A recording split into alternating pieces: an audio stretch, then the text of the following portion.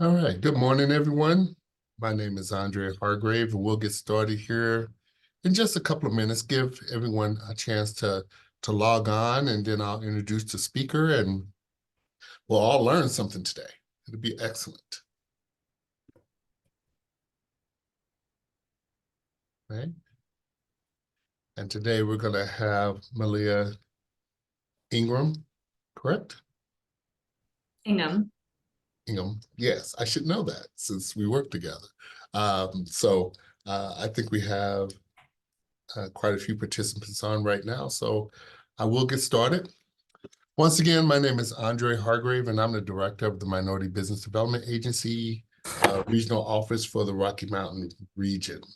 And today we're going to have Malia talk a little bit about proposal writing. She's one of our lead proposal writers and technical writers, so she helps a lot of our clients with their proposals and those kind of elements. What I would like to do before I turn it over to Malia is talk a little bit about MBDA. Just take 1 minute. So the Minority Business Development Agency is the only federal agency that specializes in helping minority and socially disadvantaged businesses grow and expand through economic development. There are approximately 40 different MBDAs around the country. Each one has its own specialty. And then we have sub-organizations that also operate on MBDA grants around the country. And I think there's roughly about 40 of those also. And most of those are through universities, HBCs, HBUs, historically Black and Hispanic universities, and those kind of elements. This particular office in Denver, we primarily specialize in governmental contracting and other forms of business development, along with the financing for small and socially disadvantaged businesses. And one of the other things we have in this office is we also have a supplemental grant, which is also we utilize to help companies target energy-related projects. So there's a lot of energy-related projects under the IIJA, Infrastructure and Job Act, and then there's the Justice 40 initiative up under that for socially disadvantaged businesses. So at the end of this, just like leave it open for everyone to reach out to our office. Our job is to help you grow and expand. And with that said, I would like to introduce Malia, who is part of our team. Like I stated earlier, she handles all the a majority of the solicitation proposal responses and those kind of elements for our clients.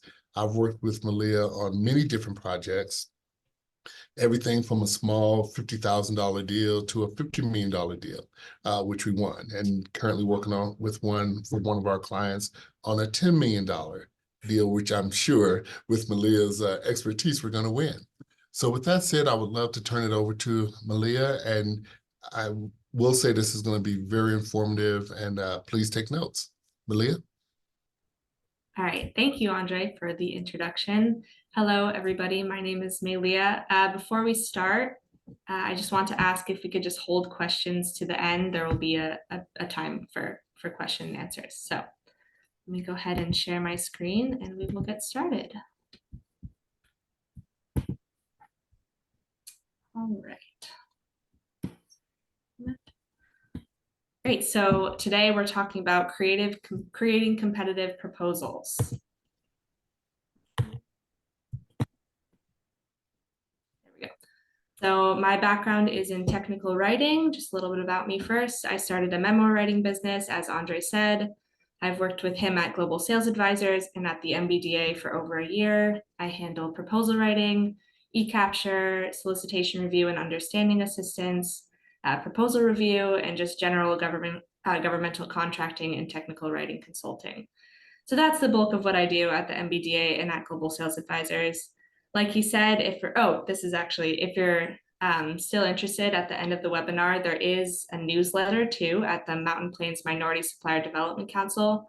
Andre and I write both those newsletters every month, so you can go ahead and look at that if you're wanting some more tips and tricks, or reach out to us at the MBDA.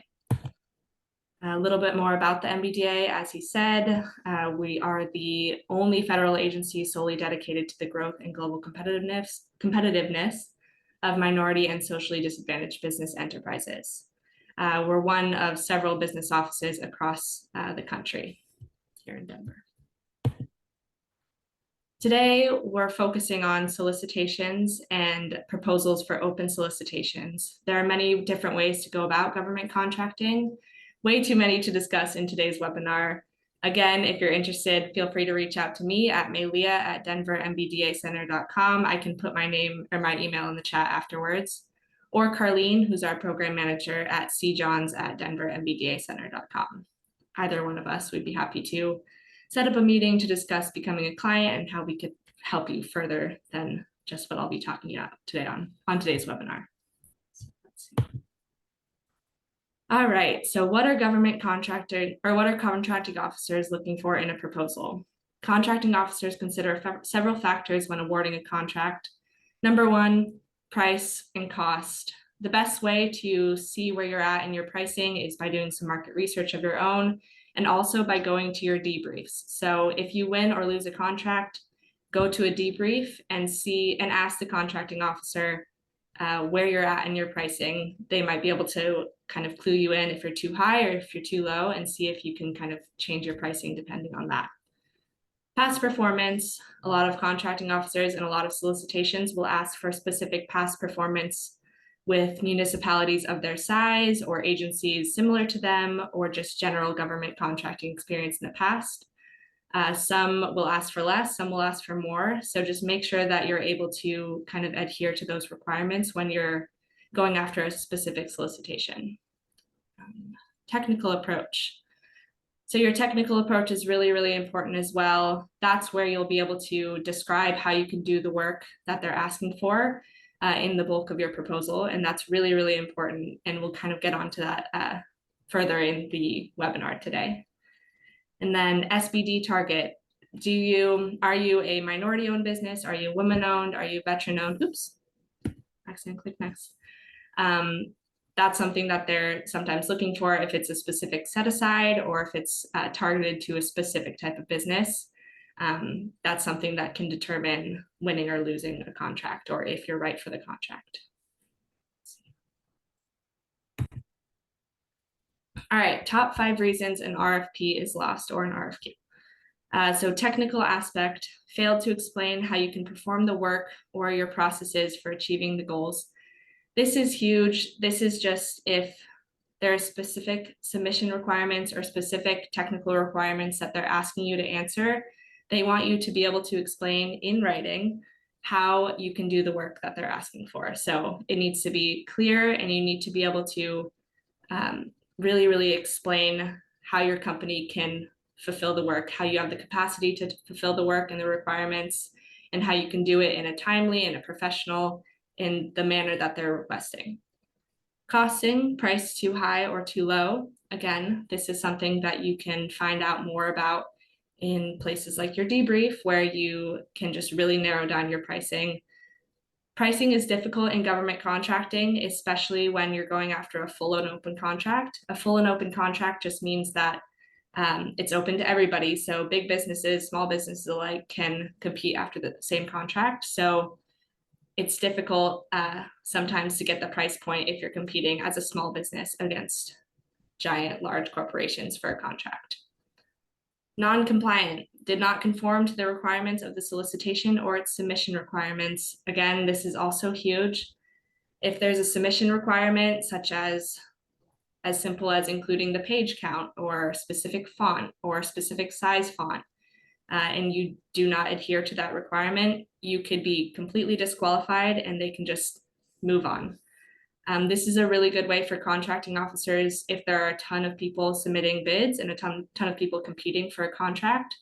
This is a really good way for them to narrow down the people who are serious about it and the people who have spent the time to read through all of the submission requirements and really put together a proposal that adheres to all the requirements. So make sure that you're following all the rules, make sure that you're reading everything, make sure that you're putting all your documents in the correct order. That will be also further in the webinar, but non-compliant, that's a huge reason why people often lose.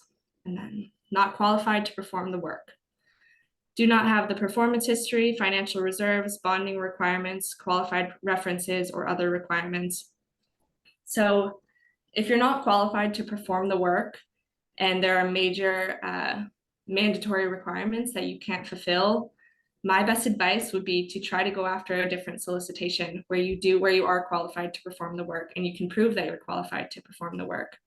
Otherwise, you're going to end up spending all of this time on a solicitation, on putting together a proposal. It could take hours. It could be expensive too, and you could end up losing. So my best advice would be to really, really focus on solicitations where you feel like you are actually qualified and you can explain in writing. Again, I keep saying explain in writing because that is an important fact or an important thing to be able to do, that you're qualified to perform the work. And then incumbent, competing against a legacy incumbent or a stronger company. So it's important to figure out if there is an incumbent, because that just means somebody who has held the contract in the past and somebody who could potentially be recompeting for the contract. If the agency already has somebody who's held the contract and they're just putting the contract up again for bid because they're required to, chances are that person will be very, very high on their list. So I would make sure that there is not an incumbent, or kind of find out as much information as you can about the incumbent before you compete for a bid. Let's see. Sorry, I'm going to take a sip of water. I'm speaking really quickly, I think. So give me one moment.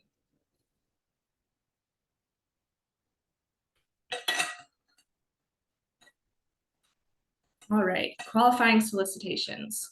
So this is how you figure out if a solicitation is worth your time and your effort to go after. Qualifying leads. How is the agency releasing this solicitation, or why is the agency releasing this solicitation? Are they releasing it because the incumbent can no longer perform the work? Are they releasing it for the first time? Just figuring out why they're releasing it can help you change your strategy and can help you figure out if it's a viable option, and can help you even change the technical aspect, your technical approach when you're writing to it. So that's really important. And ways that you can figure out this is by asking questions before the questions deadline, or going to site visits if they have them, or pre-bid conferences. Those are hugely important to figure out. Sorry, I thought I heard something. And then, okay, how are bid responses being rated? Technical response, pricing, performance history, social economic status. If it's a full and open solicitation and you're going after it as a small business and the pricing section maybe is rated higher than everything else, that might be an indicator that you'll kind of have a lower chance of winning, especially if big corporations can kind of come in and beat you on the pricing as a small business. So that's a good way where you can kind of figure out where you stand to see if you can submit a really solid proposal based off of the grading and the scoring. If you have strong performance history and that's rated strongly, then maybe focus on that solicitation. So that's important. And that'll be in the solicitation document in the writing itself. What are the required response documents? So this is important as well, because if you have not so much time to submit the proposal and there are dozens of documents that you need to put together, make sure that you're able to do it in the time and do it well, because no use in submitting a proposal that you're not proud of, or a proposal that you don't think you can be competitive in. So make sure that you're looking at the required response documents and seeing if you're able to actually put together a quality proposal in the time that you have. Are there opportunities to speak with the program manager or end user? So these opportunities include asking questions before the deadline, or like I said, going to site visits or going to pre-bid conferences. All of these are really good ways to introduce yourself before actually submitting your proposal, so you can figure out who you're competing against potentially, or you could figure out just kind of in more detail about what the contracting officer in the agency is looking for, the kind of candidate they're looking for, and just introducing yourself. And in mandatory pre-bid conferences, those are really great sometimes, because if you go to them, you can see who's there and you can see how many people and who else is competing for a contract. Because if they're mandatory and you don't show up, then you can no longer compete for the bid. So is this solicitation buy local or buy American? Again, this is a good way to kind of see who you could potentially be competing with. All right, let's see. So rule number 1. This is my number 1 rule. It's maybe not everybody's, but stick to the guidelines in the solicitation. Just make sure that you know everything that the solicitation is asking for, including all of the solicitation documents, every requirement. Every solicitation has different requirements. Some have page limits, required font type and size, submission requirements. I remember a while back, Andre was telling me about a solicitation that required you to mail it in on a certain type of paper. So they can be a little intense sometimes. So just make sure that you're knowing and understanding all of the solicitation requirements and you are following them. If you deviate from the requirements, you will most likely be considered non-compliant and you will be disqualified. I think this is the 3rd reason on a couple slides back why people most often lose solicitations and contracts. Non-compliant just means that they could easily disqualify you and there's nothing else to it. No other questions. Pay attention to the requested submission documents and order of documents. Again, order is extremely important.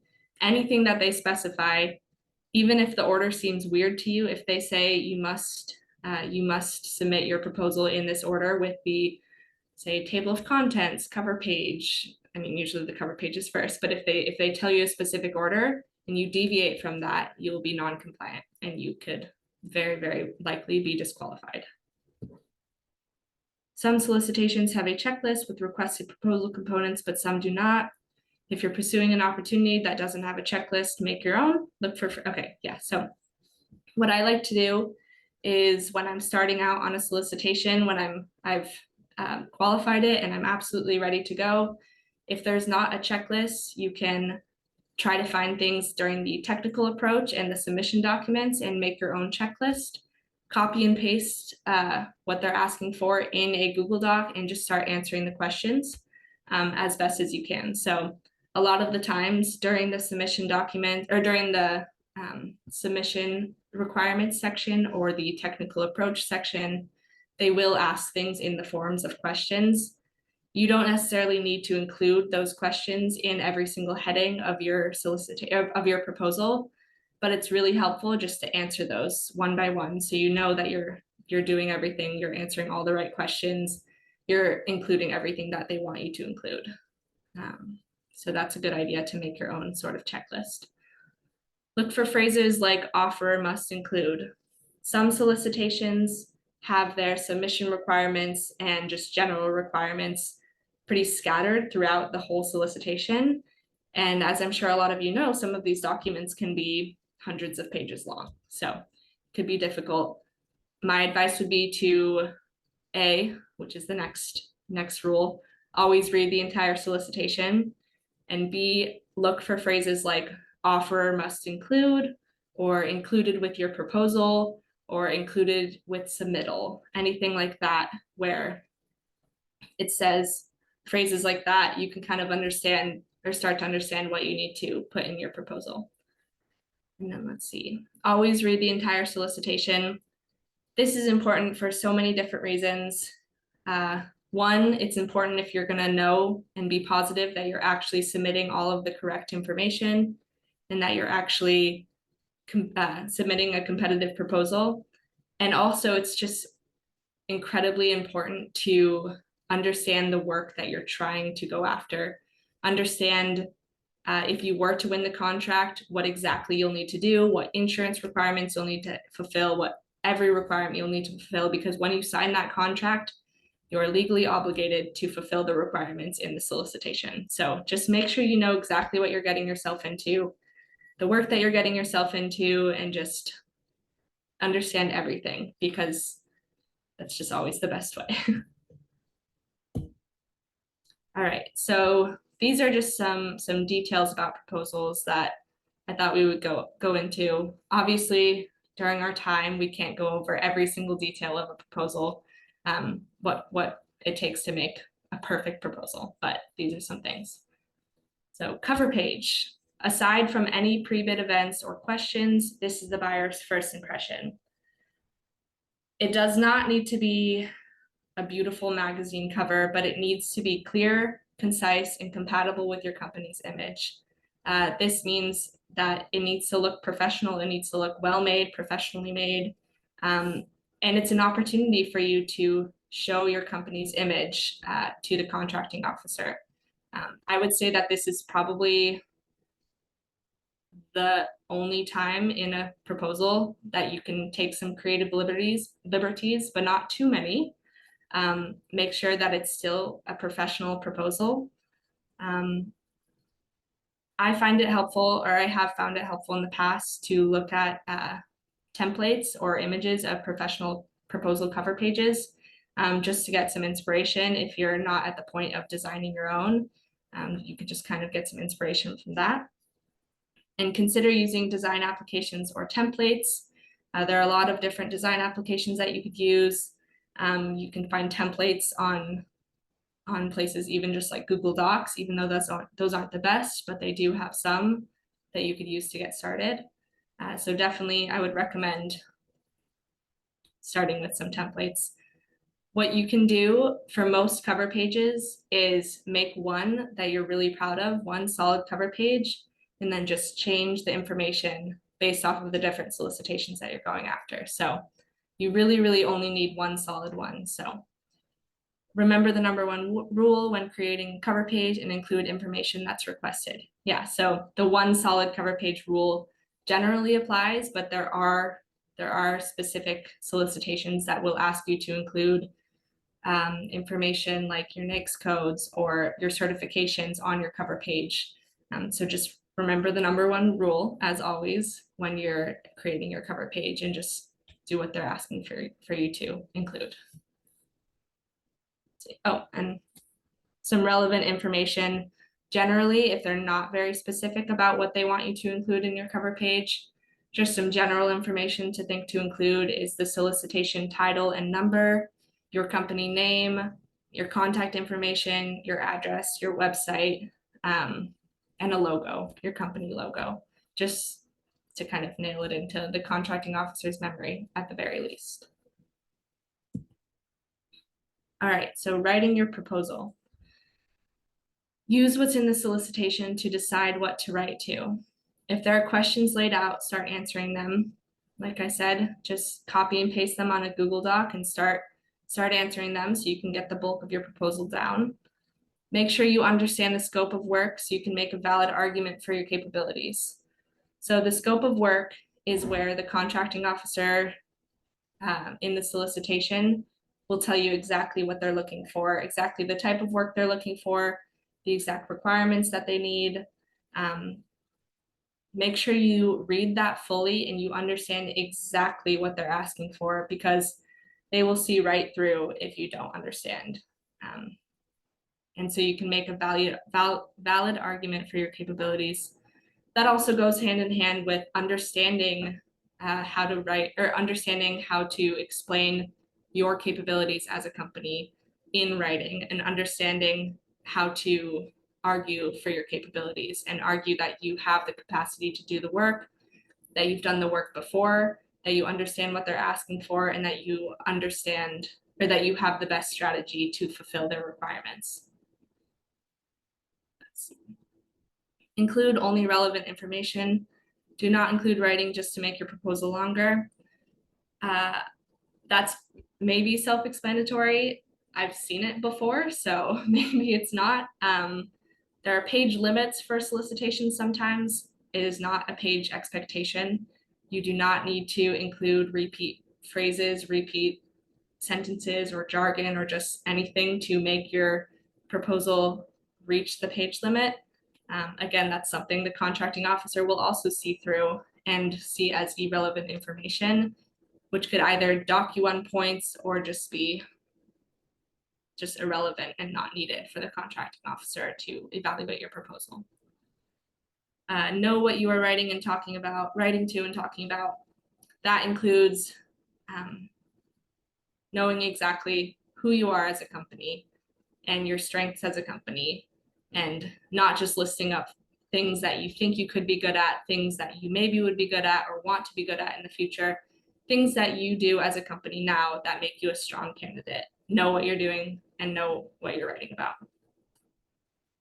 Let's see, stick to professional writing, avoid unnecessary adjectives, avoid repeat sentences, stick to the point, every word has a purpose. I am a creative writer as well, so I understand wanting to make proposals a little bit more interesting or maybe seemingly interesting, but don't just stick to professional proposal writing. It's not a story, it shouldn't be a story, so don't include any adjectives. Make sure it's professional and business proposal writing. Congruity and proofreading. No errors, not even one. That's just incredibly important. It's a really good way to separate yourself as somebody who has spent the time on this proposal versus somebody who's just throwing it together. It's just a really, really easy thing to do to make sure that you're putting your best foot forward. So if you are committed to this, take the time to proofread your proposal. Government contracting is difficult. Like I said earlier, it takes time, it can take money. It's just incredibly important that you are committed to it if you're going to go after it, because if you're not, then it's just, to be honest, a waste of time if you're not going to commit to it. So make sure you're actually just taking the time to proofread, to make sure that you have, for lack of a better analogy, crossed all your T's and dotted all your I's. There should be no spelling or grammatical errors and no typos. Just a simple way to, again, put your best foot forward. Stand out as a professional candidate. So these are just some small kind of technical and visual aspects of a proposal that makes it look professional and can really kind of put you a step ahead. Use the same font. Make sure that your proposal looks the same. It's not a bunch of different fonts. It's not a bunch of different font sizes. It's not just crazy confusing to look at. Use the same heading style and color. Your headings are really, really important because they give the contracting officer an opportunity to find exactly what they're looking for if they need to find it. So make sure that your headings all look the same and your headings are all point the contracting officer to what you want them to look at. Use fonts and colors that match your company's style or logo. This is just a really good way to, I guess, seem a little bit more professional and seem a little bit more stylistically professional. So if you're using fonts and colors that just match your company's style or your company's logo, that just looks great. I think it's a nice touch. And while I'm here, actually, your proposals will differ slightly depending on the agency, depending on the industry that you're in. So for example, if you're submitting a proposal for, I don't know if this is one, but a proposal for an art exhibition or a museum, as a company, as an industry, that is going to look different than if you're submitting a proposal for IT services. Just kind of know your industry, and you can include some creative liberties, as I said earlier, when it comes to the style, but just generally make sure that you're keeping it professional. And this is something that if you're wanting to talk more about, go more in depth in, we can talk offline at the MBDA. All right. And then merit is most important, but a well-created proposal speaks volumes to your commitment, professionalism, and capabilities. What you write is the most important. Following the rules is the most important. Your costing, all the things earlier, the top 5 reasons people lose, those are the most important. But if you have all of those things and you feel like you're confident in all of those things, chances are there will be a lot of other competition that fulfill those requirements too. So make sure that you're creating a proposal that looks great and that you're proud of, that you feel like can put yourself one step ahead of those other competitors. Take-home notes. Best to only go after solicitations when you have the time and capacity to create a solid proposal. Again, just really, really make sure that you are going after work that you feel like you can handle and proposals that you feel like you could put together a good proposal on, or a solicitation that you feel like you could put together a good proposal. This means if there's a solicitation, if there are 2 solicitations you're interested in, maybe one of them has a smaller scope of work and fewer submission documents, and one has a larger scope of work, but dozens of submission documents, and you feel like you could only do one, just go after the smaller one. There's no shame in starting small. In fact, I think that's the best way to get into this government contracting world through the solicitation route, is by starting small and getting some small ones under your belt. All right. Don't try to convince the contracting officer that you'd be a good candidate, even if you don't meet their specifications. They've laid out these specifications after much time thinking of them, so they don't really care if you feel like you could offer them different options. They want what they're asking for, and they know what they're asking for. So if you don't meet their requirements, then just move on. The most you could do is you could ask before the questions deadline, or during a pre-bid meeting, you could potentially ask and see if something else you're offering is maybe something they're interested in. But if it's not in the solicitation and you can't, or if it's in the solicitation and you can't fulfill their requirements, then just move on. All right, look at the scoring section. Most solicitations have them, and give yourself an honest grade during your proofreading process. This is just a really good way to see exactly where you stand. The grading is usually out of 100, sometimes it's not, but just go through and be honest with yourself. Say, look at your technical section if that's graded, and give yourself an honest grade to see where you stand, so you're not going into it completely blind on your chances to win the solicitation. And then lastly, as always, follow the rules. Make sure that you are just doing everything that they ask for, including asking questions before the deadline. If you ask a question after the deadline, that could just be enough to make you non-compliant and disqualified. So just make sure that you're following all the rules down to the submission requirements, the submission, the way that they want you to submit. All of those things are just very, very important if you're going to do this and take this seriously. So follow the rules. That is all. Thank you, everybody, for joining and letting me present to you. And I think Sarah will have some questions now. Yeah, thank you, Malia.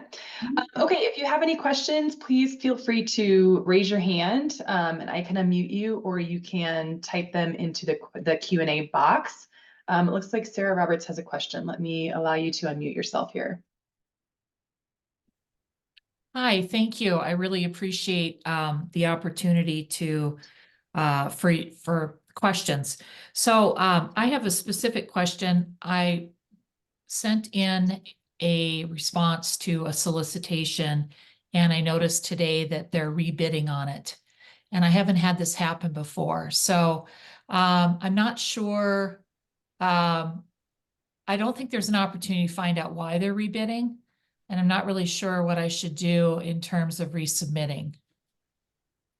So thoughts about that? You want me to take that, Pay? Malia? Sure. Okay, so that does happen. It does happen quite often. There are Okay. several reasons why the agency could rebid a solicitation.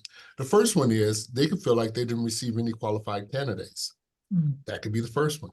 The second one could be that there were so many modifications or amendments that the original solicitation is no longer valid. Right? That's the second thing that could really happen. Third, budget requirements could have changed, right? Maybe it's coming out of a different budget now. Maybe there's a whole myriad of reasons why that happened. But when something like that does happen, you can ask, right? You can call them and say, hey, why did this change? Did anything change in it? And depending on the portal that you pulled it from, some portals will highlight changes of why things were amended and some don't. But what I would do is, unless it's not against the rules, I would pick up the phone and ask, or send an email to the contracting officer, buyer, or purchaser and say, hey, why was this rebid? Okay, great. That's really helpful. Thank you. Thanks, Sarah. Sharika is wondering, what is the best way to have competitive pricing when there is no information about the previous contract holder or other applicants? I can take that if you Okay, want. sure. I mean, just the best way is to do your market research. That could even mean going past to looking at past contracts if they're available, and just seeing if there's pricing available there where you can kind of nail it down. Andre, I don't know if you want to elaborate on that at all. Yeah, and Malia's absolutely right. The other thing that you can do is also depends on if it's a product or service, right? On a product, you're requesting tabulations, right? You want the past. If they purchased it before, they would have a performance history on it. And if you can ask for the tabulations or the original bids, you could do that. If it's a service, then it becomes the size of the deal that dictates the rules. If it's a small deal, you know, one of the things that I'm fond of asking, if it's a small deal, is this thing simplified non-formal or if it's simplified formal? That tells you the dollar point and where it fits in the federal acquisition regulations. Just real simple. If you talk to a contracting officer and you say, is this simplified or formal, right? And they say it's simplified under FAR 19 whatever, that's basically saying it's a couple of $100,000 deal, right? Or smaller. If they say it's formal, and you have enough time, you can do one of two things. If it's municipal, you can ask for an opens record request. Or if it's federal, you can ask for a FOIA, Freedom of Information Act request, right? And some of the agencies actually now have their FOIAs in database form. So they have databases that you can go and look up past wins if that's what you want to do. But talk to them, give May a call and she can talk more about that later.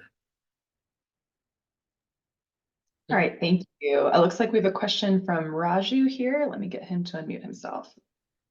Thank you very much. Just a quick question. Do you have a good proposal template to use? And also, do you recommend anything through ChatGPT? Thanks. Wow. All right. Go ahead, May. You can take that first. I'll come in later. Good question. So a lot of people do ask about proposal templates. Unfortunately, there is no proposal template that is going to cover every solicitation because everyone is incredibly different. There are things that you can do on your end to just prepare yourself for solicitations. That means kind of just having your general capabilities lined out, or yeah, anything that you can include, like your references that you can just have in a folder backed up that you can have ready to go for the solicitations. That's as close to a template as I think you can get. Most solicitations are just incredibly different, so there really is just no template that you can have, unfortunately. As far as ChatGPT, as a writer, I'm pretty against it, but I understand its appeal and why you would want to use it. To be honest, I'm not really sure about government contracting officers' guidelines in terms of using ChatGPT, or if there are any yet.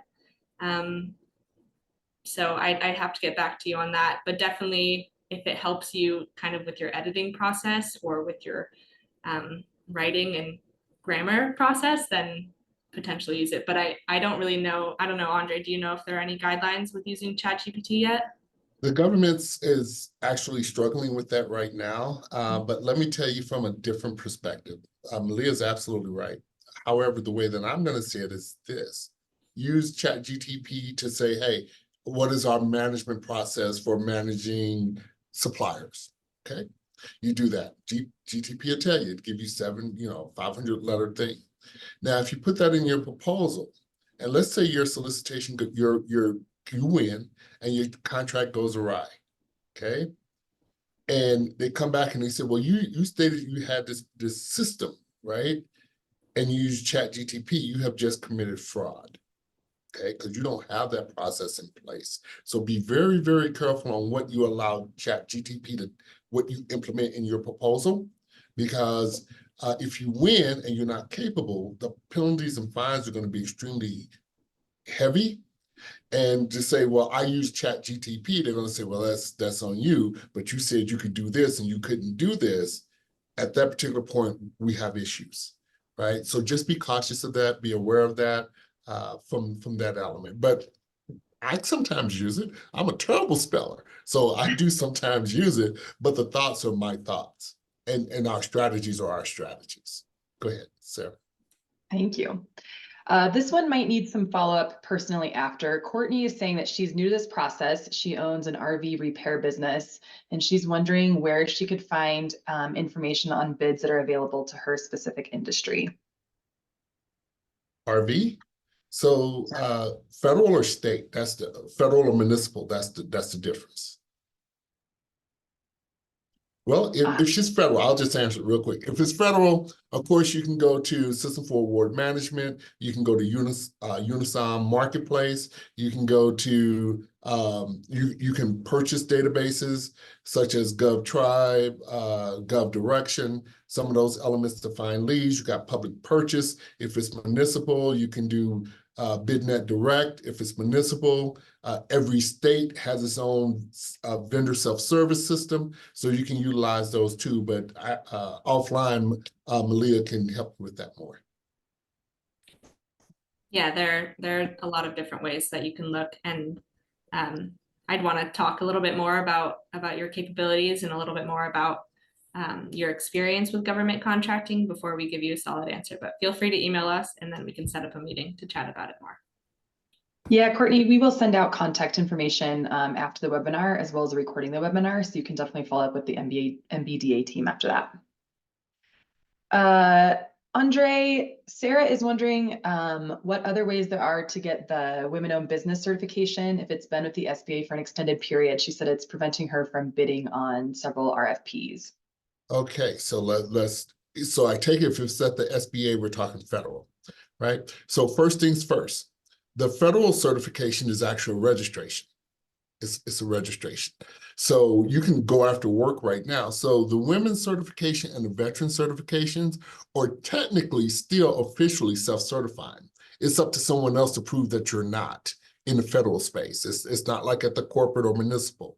So if it's at the SBA, you know, you should still be going after work right now. And like I said, it's up to someone else to prove that you're not. The big difference is you won't be able to go into the portal and tell the contracting officer that you're a woman-owned business, but that's a technicality. So I wouldn't let that stop me from going after work, but give us a call after and we can kind of bird dog it a little bit for you.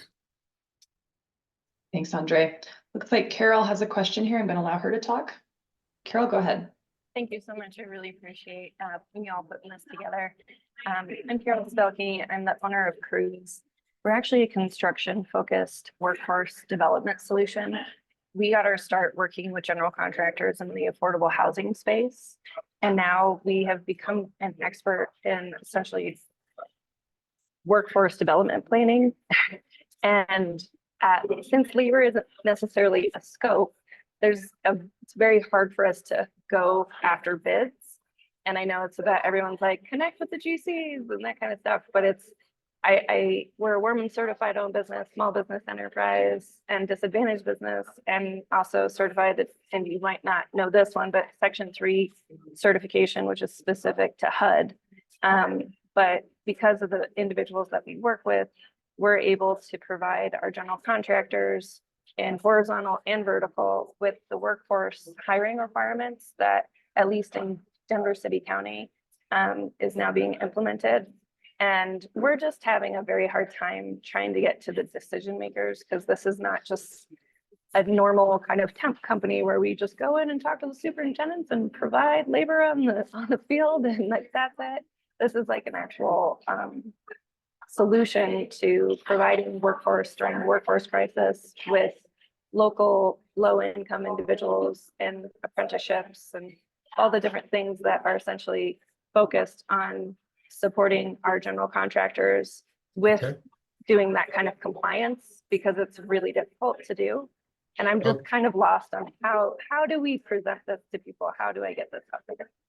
You want this from me or you want me to give it? You can handle this one. Okay, so I would change your strategy altogether. I would go to the agencies and have the agencies put on workshops for the contractors, because all the agencies like CDOT and DIA and some of these others, they constantly have workshops and they're recruiting vendors and all this kind of stuff. So I know for a fact that you can go to them and say, hey, let's put on a workshop because of this stratagem that we're utilizing here, where, you know, we're helping these companies actually produce good products, right? You actually help them with their the way that they're operational. So that's what I would go. I would completely change that strategy, and I would go talk to Kathy Kramer at CDOT first and say, hey, Kathy, Andre over at the NBDA says you're the person to know. And then she's going to call me and give me crap, but that ain't the point. I've already would- I've already gone through even the leading edge. That's different. That's Okay, SPD. I know, that's- I know Kathy. Yeah. Kramer. That's why I'm See, like, that's a completely okay. different. See, that's Okay, that's a it different is completely strategy. different. Okay, got it. 100%. All That's right. not what we're saying. We're Okay. saying the leading edge is put on by the SPDCs, first of all. And CDOT is just one of the categories, because I used to teach it, right? So what you want to do is you want to become part of CDOT's itself, or DIA, or whoever, or even the major corps, because they have dozens and dozens of subcontractors, right? Hundreds of subcontractors. So you want to go to them and say, hey, here's a benefit to your subcontractors. And I know it works because I've done it many times before. So that is what, if you were to call me, that's what I would say, hey, let's go try this. Right? Okay, let's thank let's you. take a couple of soft major corps and go talk to them. Okay. So Right. can I call you after? Oh, you can register with the NBDA, and yeah, you Okay. will eventually end up talking to me. Okay, awesome. Thank you. Right. So go ahead, Sarah. Yep, Carol, we will send that information out after the webinar again. There will just be a short PDF that you'll fill out. And then Carlene and the NBDA team will be in touch with you to schedule an appointment. Thank you. Okay.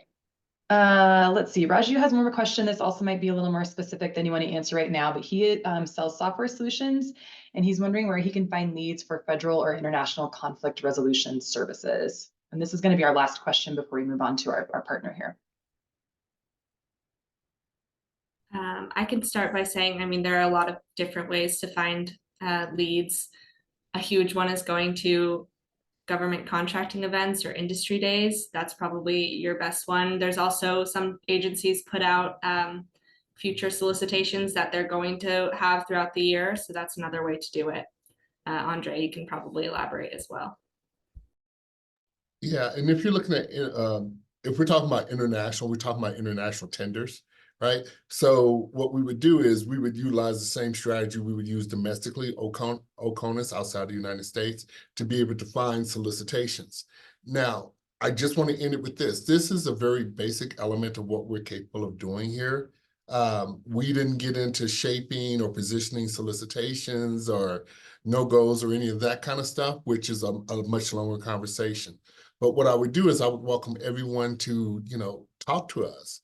We have a deep bench of people with experience on writing proposals, GSA schedules, international tenders. I've done them all myself. I continue to do them in tandem with Malia. So I would leave it there and just say, hey, talk to us, and I can tell you exactly how to do that. Okay, thank you. Thank you everyone for your questions. I'd like to take a minute now to introduce Katie Fryermood. She is with our partner B-Side Fund. I believe she's going to pop up here. There she is. And she is just going to give us a quick overview of their program and how they might be able to assist you. Thanks, Katie. Of course. Happy Wednesday, everybody. Let me just get my screen up here. We all good here? Great. So B-Side Fund, we are a nonprofit lender located here in the Metro Denver area. We serve the entire state of Colorado, and our mission is really just to foster the economic growth of diverse type small businesses. We have a 30-year history in the community with our sister organization, B-Side Capital. So we really have made a lot of impact with small businesses over the course of that time. Our organization, we have small business loans available, which we call our direct lending programs. This is a variety of options that can help when you can't access a traditional bank loan or can't access loan from another lender, and you do need financing to grow and scale your business. These loans are from $20,000 to $350,000. They have terms from 3 to 10 years. And our interest rates do vary dependent on program, but the max interest rate is Wall Street Journal Prime plus 4.5 currently. Another great thing about our loan program is that we do not have prepayment penalties. So if you decide you are doing really well and you want to pay it off early, that is absolutely fine. You can use our loan programs for a variety of uses. So working capital, equipment, inventory, business acquisition, debt refinance, those are common uses. And we do require that owners that are 20% or more provide a personal guarantee. We do file a blanket UCC on all business assets. And we do require at least 10% equity contribution from the borrower for the total loan amount. The application process is pretty simple and easy with our organization. So you would start with our eligibility check at bsidefund.org. Then from there, if you're a good fit for our programming, you would receive an online application that we would continue to gather information and then documentation for supporting documents. After that, we have a review with our underwriting team, and it goes to our loan review committee for approval. And lastly, we would close and fund. And if you're not ready for financing now, we do provide tailored recommendations for other resources, partner lenders in the community to make sure we're really assisting you the best we can. So our website's very useful.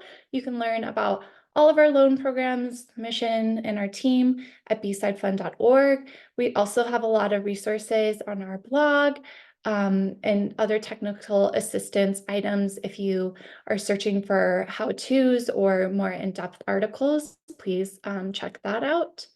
And I believe that is it for me. Our team's emails are located here below. We're happy to answer any questions if you guys have financing needs. Thank you, Katie. Does anyone have any questions they'd like to answer live here? If not, as Katie just said, we will be sending out her contact information as well as a recording of this webinar and a copy of Malia's slides. Looks like we do have a couple questions for you, Katie. Sure. Deb, go ahead. Katie, we have been running into an issue where our new security company, we got the LLC in February of last year, but we didn't actually start operating till October. So it's really messed up our per month income. Is that something you guys would work with us on? So we require a business to be established and generating revenue for at least 6 months. So did you start your revenue building in October, or were you starting that? Okay, so October through, you would be getting close to being able to submit applications. So we could definitely talk more offline. Okay. And so, but basically, should we wait till the 6 months? We could always start the process if you're closer at like 5 months to start, collecting documentation and things like that. Excellent. Thank you so much. Okay. Sure. Thanks, Deb. Okay, Raju, go ahead. Thank you. Just a quick question. What type, I'm thinking about starting a new business, is there any stipulation whether it's an LLC or a single proprietorship? Not for our organization. We work with any type of business that's set up, but we do require that at least you have been generating for 6 months revenue or longer. So we don't work with pure startups at this time. So you would need to show that the business is established and generating revenue before seeking a financing request with us. Thank you. Okay, thank you, Kate. I think those are all of our questions right now. Thank you everyone for attending. We will go ahead and close out the webinar, and please feel free to follow up with us after. Thank you so much.